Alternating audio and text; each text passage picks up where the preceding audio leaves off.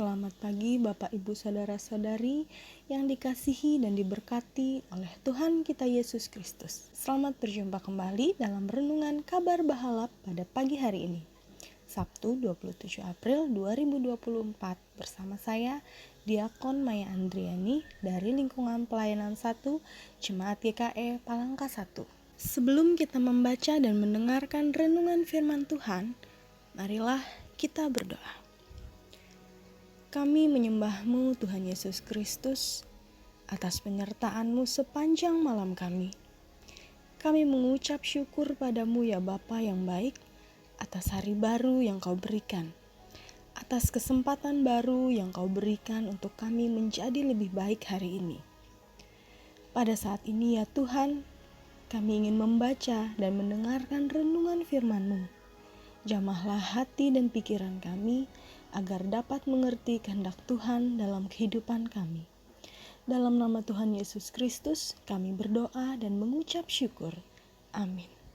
Pembacaan Alkitab untuk kita pada hari ini sekaligus menjadi dasar renungan kita terambil dari Perjanjian Lama, yaitu Amos 9 ayat 7 sampai 15 dengan perikop bangsa pilihan ditolak Allah dan janji mengenai keselamatan yang berbunyi demikian.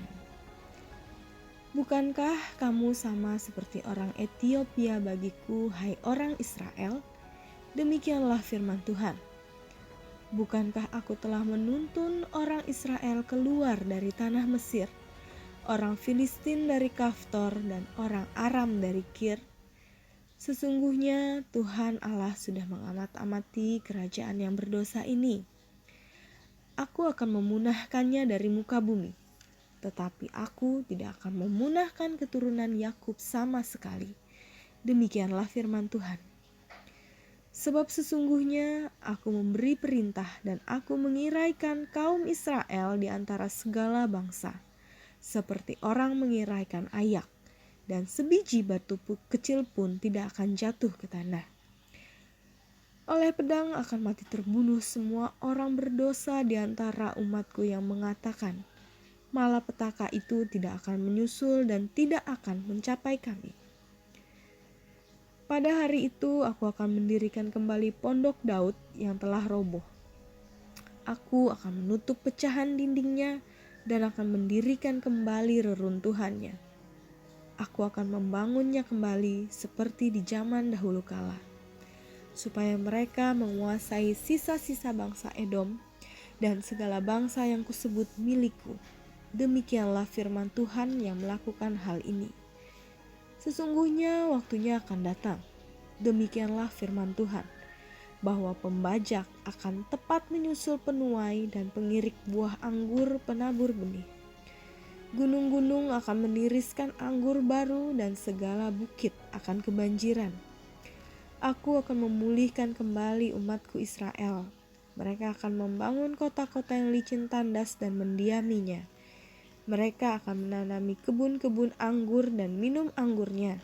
Mereka akan membuat kebun-kebun buah-buahan dan makan buahnya.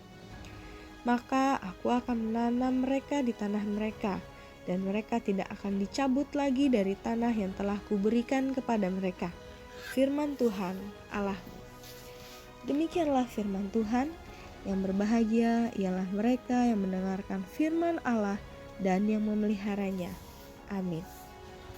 Bapak Ibu, saudara-saudari sekalian yang dikasihi dan diberkati oleh Tuhan kita Yesus Kristus, renungan firman Tuhan untuk kita pada pagi hari ini ditulis oleh Pendeta Yuyus Sarjana Teologi yang diberi judul Jika Engkau Hari Ini Jatuh, berarti Tuhan sedang melakukan pembinaan agar hidupmu dimurnikan. Secara keseluruhan, kitab Amos berisi peringatan-peringatan keras dari Tuhan bagi bangsa Israel yang tegar tengkuk atas segala dosa dan pelanggarannya. Hukuman demi hukuman disampaikan oleh Nabi Amos agar umat berbalik kepada Tuhan dan bertobat. Bahkan pada ayat 7-10 dalam bacaan ini disampaikan bahwa Allah sendiri menolak bangsa pilihannya itu. sebuah tindakan yang sangat keras untuk menunjukkan ketegasan bahwa Allah tidak menginginkan bangsa yang suka melanggar ketetapannya. Namun pada perikop selanjutnya, yakni ayat 11-15, nampak keadaan lebih mencair. Tuhan menjanjikan pemulihan, di mana sebelumnya Tuhan berfirman dengan sangat keras. Namun bahasa ini bukan untuk memperlihatkan bahwa Allah pelin-pelan, tetapi Tuhan hendak menjelaskan bahwa hukuman dan peringatan keras yang disampaikan melalui Nabi Amos justru karena ingin bangsa ini bertobat dan tidak dihukum dan mengalami kebinasaan. Jadi Tuhan memilih menegur dengan keras ketimbang melihat manusia binasa di dalam neraka. Pesan dari nas ini adalah sebagai berikut. Yang pertama, setiap manusia pasti pernah memiliki pengalaman mengalami kesusahan dan penderitaan akibat sebuah kesalahan. Pada satu sisi, bisa jadi adalah sebuah hukuman atau konsekuensi atas kesalahan yang kita lakukan. Namun, jika melihat pada bacaan nas ini, mengajak untuk melihat sisi lain dari penderitaan akibat salah, lebih pada tindakan pembinaan yang Tuhan izinkan terjadi lebih buruk lagi. Tuhan memilih menjatuhkan kita di saat kita sombong, agar kita menjadi rendah hati. Dan Tuhan izinkan kita ketahuan selingkuh, supaya kita malu dan sadar kekeliruan, dan kembali setia pada pasangan kita. Tuhan izinkan kita masuk penjara karena korupsi, agar kita tidak lagi melakukan pencurian. Tuhan izinkan kita gagal, agar kita sadar bahwa hidup benar-benar pada pengasihan Tuhan. So, jika hari ini engkau dalam beberapa kejatuhan, percayalah bahwa jika semua karena izin Tuhan, maka Tuhan menghendaki hidup kita semakin dimurnikan untuk mendapat kualitas hidup yang lebih baik. Dan pesan yang kedua dari nas ini adalah janji pemulihan Tuhan dalam kitab Amos bukan karena Tuhan pelin-pelan, tapi karena tujuan akhir Tuhan bukan hukuman, tetapi penyelamatan.